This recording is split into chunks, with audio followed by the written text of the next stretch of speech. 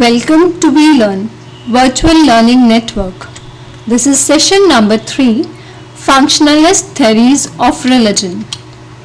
Topics which we are going to cover in this session are recapitulating evolutionism, functionalism, religion in terms of its function, growth of functionalist approach, the Krog religion. Coming towards the first topic, that is recapitulating evolutionism. Evolutionist understanding of religion, very much in fashion during the 19th century, rested on mixture of positivism, intellectualism and religious sentiments. The evolutionist theories serving from progressionist understanding of religion were most often unsupported by evidence. In other words, the history of religion in particular and society in general was constructed in a speculative manner with inadequate material. The evolutionist theory of religion explained religion in terms of individual thought processing or psychological assumptions. This is acceptable, said the crisis of evolutionist theories. They consider religion a social phenomenon. The evolutionists could not understand religion because they have looked on religion as a mark of ignorance and vehicle of irrationality. They sought to explain the origin of religion and society by relying on the reports about or by observing the pre-modern or primitive societies known in their times. Here, there was an implicit assumption that the Western industrialized society were more advanced and more civilized than the rest. The critics of evolutionism said that the assumption need to be neutralized in order to build a universal theory. They questioned the correctness of haphazardly collected facts about primitive societies and gave importance to significant collection of data. They opened up a new area of research and made important statements upon which the later sociologists built their own theories to account for the presence of religion in society. But the idea of function for assigning meaning to religious and other phenomena existed even before ethnologists and ethnographists published painstakingly collected data about primitive and non-primitive society. Early sociologists wrote about a functional relation between political, religious, economic and moral action. They argued that changes in any one of the following area brought corresponding changes in the other. Next is the functionalism. In their search of general laws of governing society, earlier socialists were trying to construct conjecturally the historical development of human societies.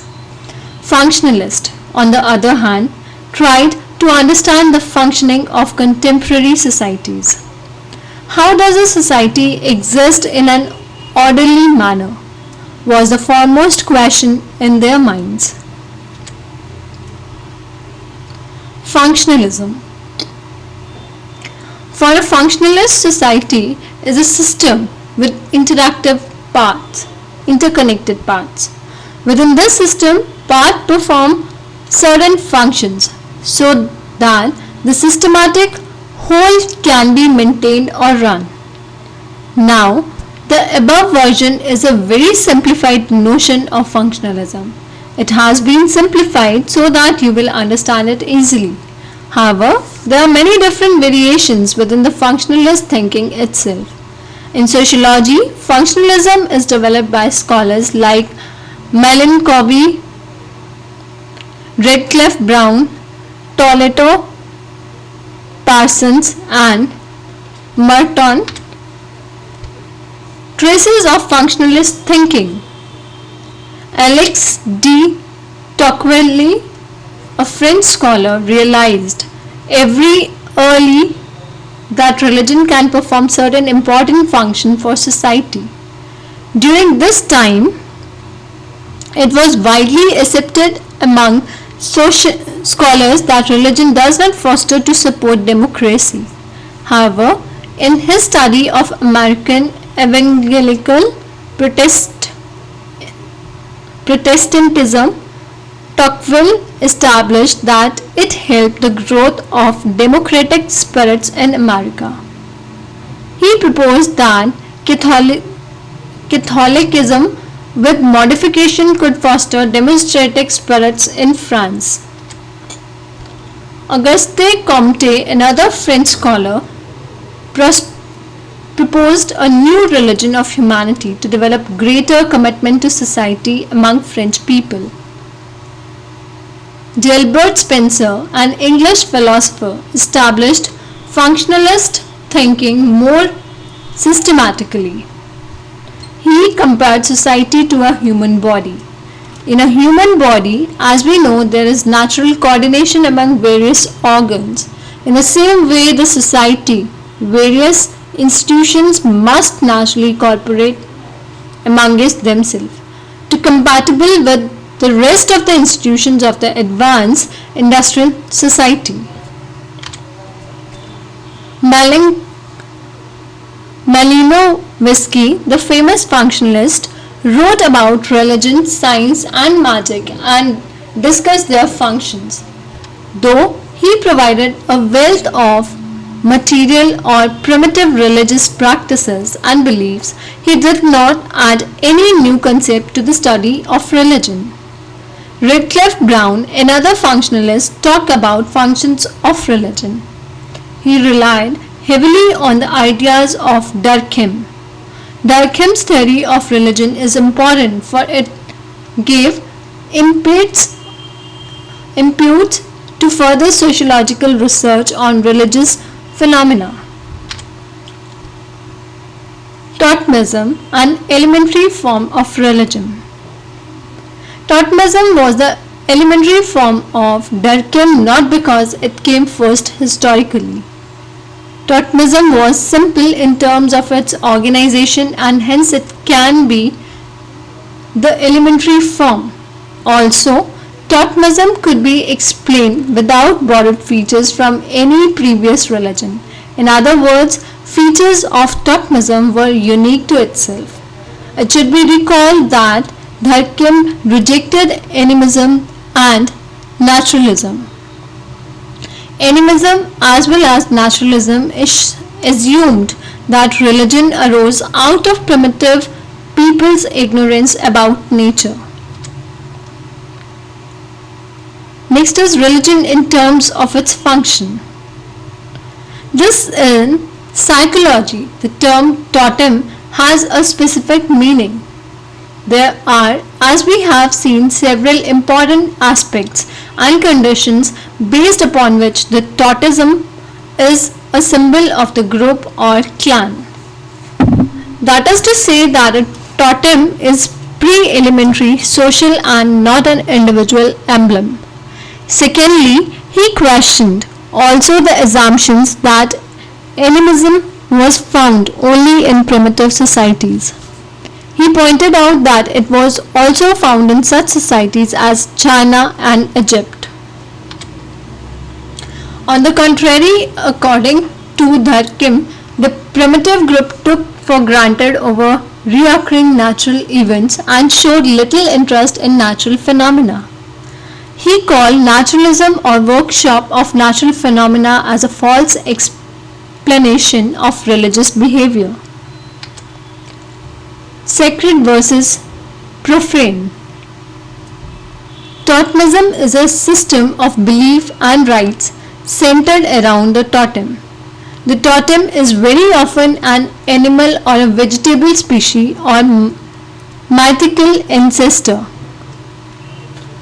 A totem is scared, it is held in respect. The totem cannot be approached without proper rites and ceremonies.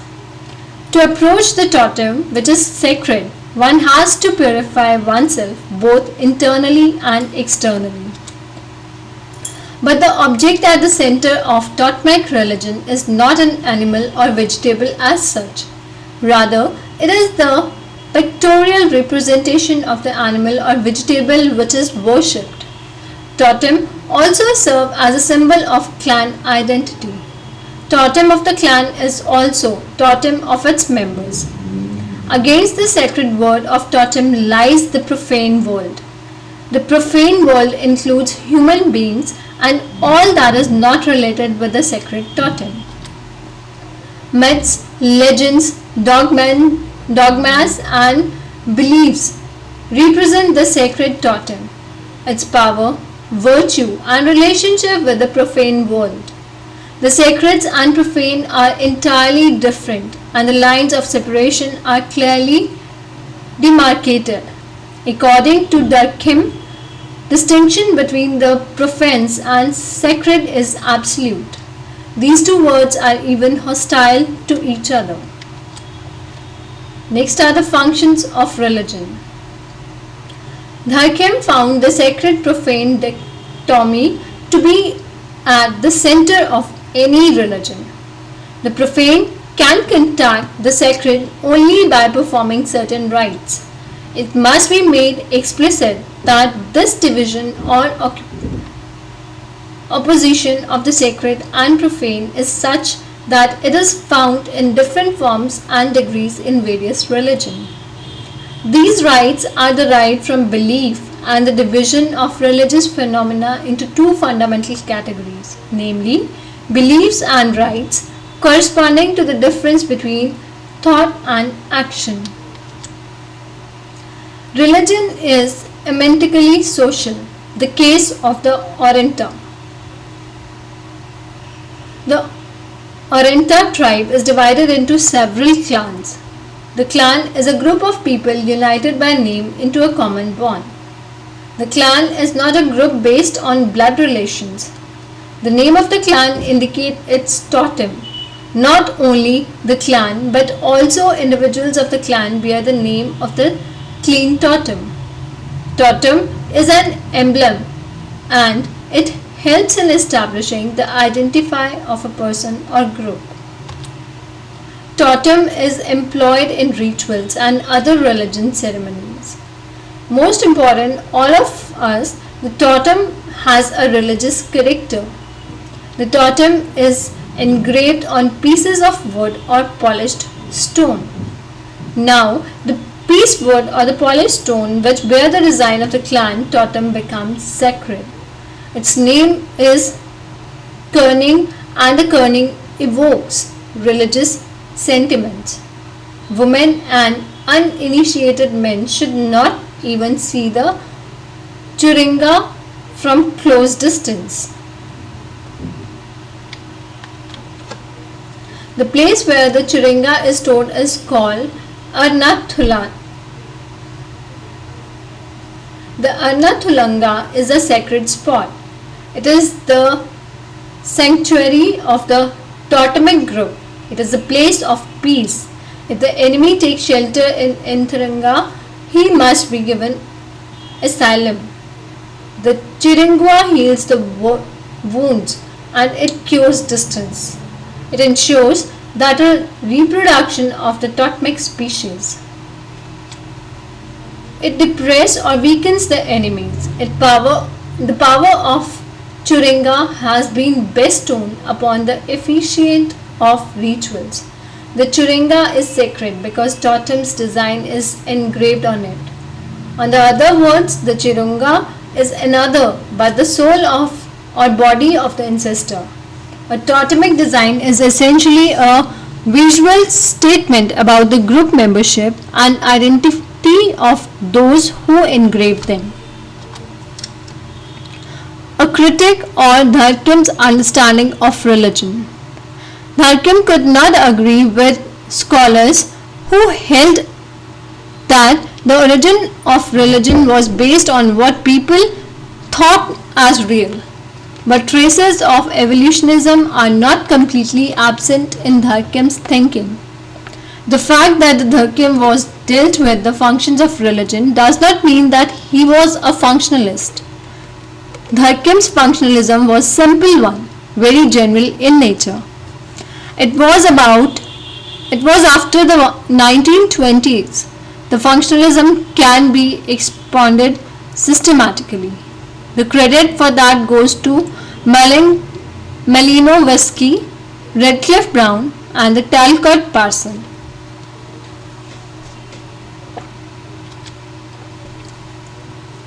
Next is Evans Pritchard lists a number of criticism against Durkheim's thesis on religion. Sacred profane dichotomy is not universal. Sacred and the profane are not always antithetical, especially among the Veda of Sri Lanka and Malaysia. Sacred profane dichotomy does not seem to exist. Totem is not sacred to everyone in the community. It is sacred only for some. Totem is not necessarily a clan religion. Totem of the clan need not be totem of the individual. Durkheim held the origin and the cause of the religion lie in the social domain and have nothing to go with the sentiments of the individuals.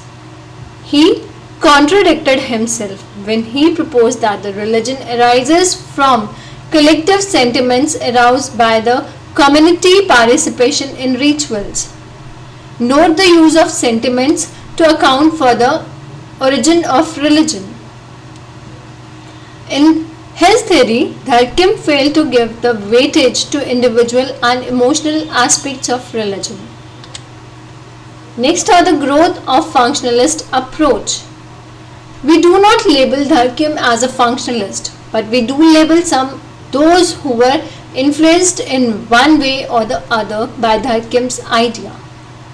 Under the banner of functionalism, Malinowski criticized Durkheim's views of religion, very much in the fashion of such evolutionists as Taylor and Fraser. Malinowski too wrote about the origin and development of religion. The difference was that they charged Durkheim with encouraging and accepting of theories without much basis of ethnographic material. Here we will first discuss in brief Malinowski's idea on religion, then we will move on to the brief consideration of Redcliffe Brown approach to the study of religion. Unlike Malinowski, Redcliffe Brown was heavily influenced by Durkheim's idea. Both scholars in their own way were concerned with Durkheim's approach. Their views are as follows. The role of religion.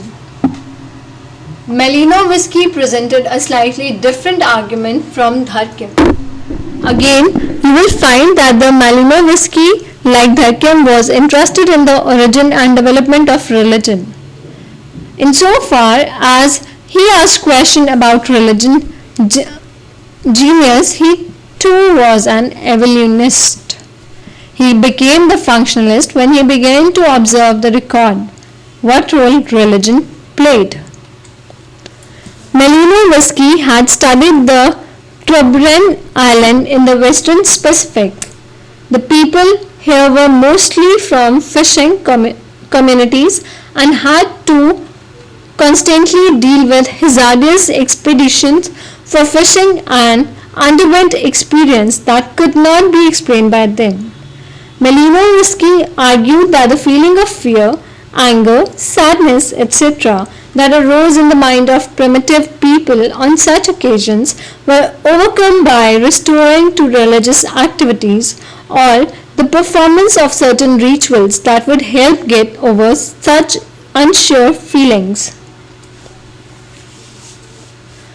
Religion functioned here to essentially help one to regain one's stability of mind, and readjust to situation of emotional stress that had arisen. In other words, regional function as a tool of adaptation to any given situation.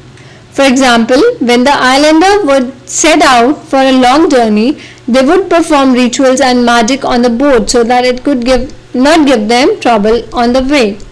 Such an exercise was carried out in all kinds of situations of mental and physical instability.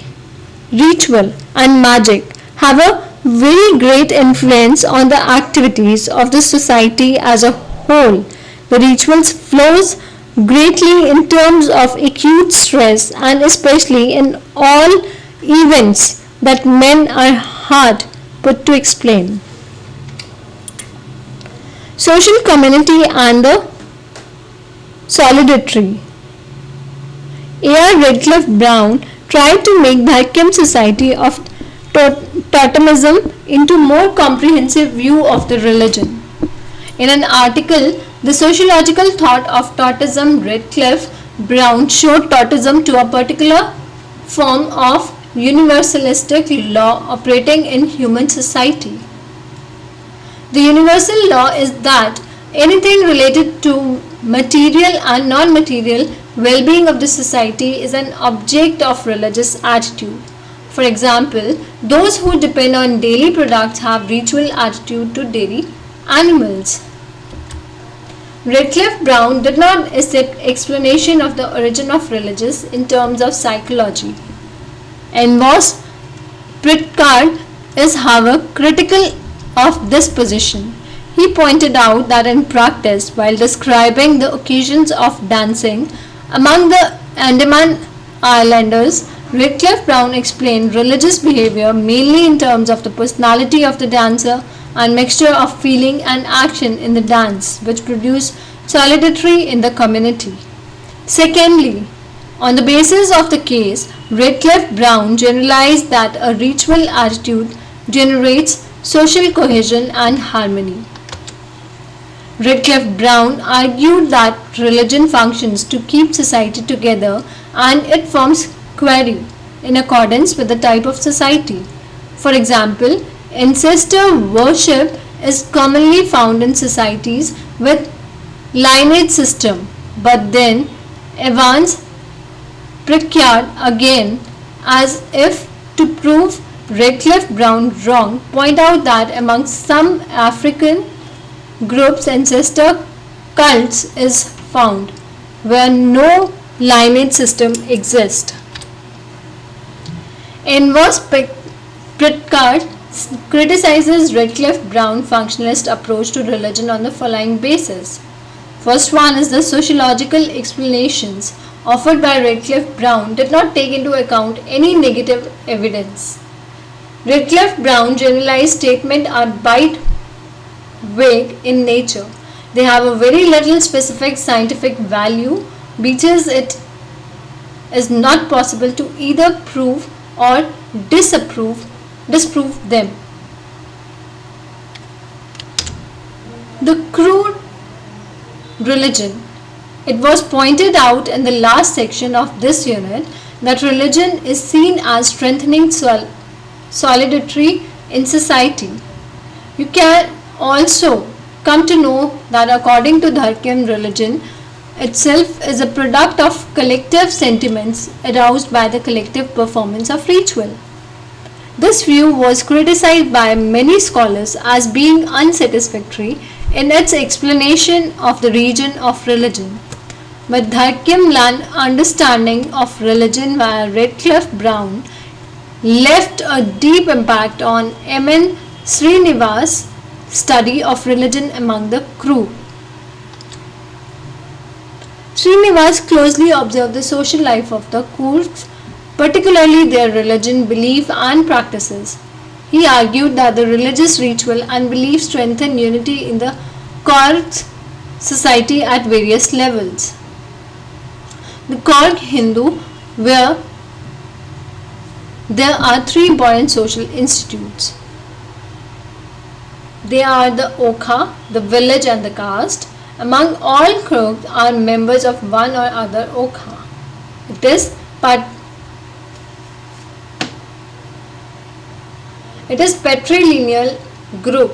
The village is a cluster of several okha, and within the village there are number of hierarchical arrangements, caste group. Solidarity of the okha. Okha is a patrilinear grouping of mentioned earlier. Sri Nivas writes a group of agrostically related males who dissented from the common ancestor and their wives and children constitute an okha. Only by birth one can become a member of okha. In the society at large, individuals are generally identified by their okha. Village and caste solidarity. The social difference in the village community are expressed during village festival, when members of different castes serve different functions. At the same time, the unity between okha caste and villages also find expression through religious custom and rituals. The festival of village commences when the villagers take a vow collectively to observe certain restrictions till the end of the festival. The restriction includes prohibition of today drinking and slaughter of animal within the village boundary. The prescription include keeping the house clean, lighting the sacred wall lamp of the house and joining the singing and dancing. At the end of the village festival, there is a dinner for the entire village. The village dinner is called Urom or the village harmony.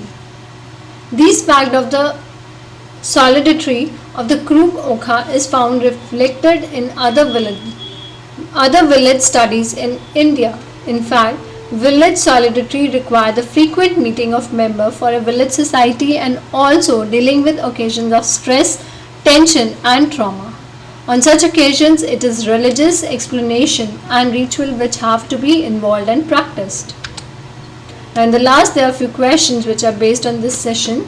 First one is, explain briefly the significance of Murtha and Samudra rituals. How does the festival of village deity strengthen the solidarity of group village? That's all for this session. Thank you. Happy learning. We learning.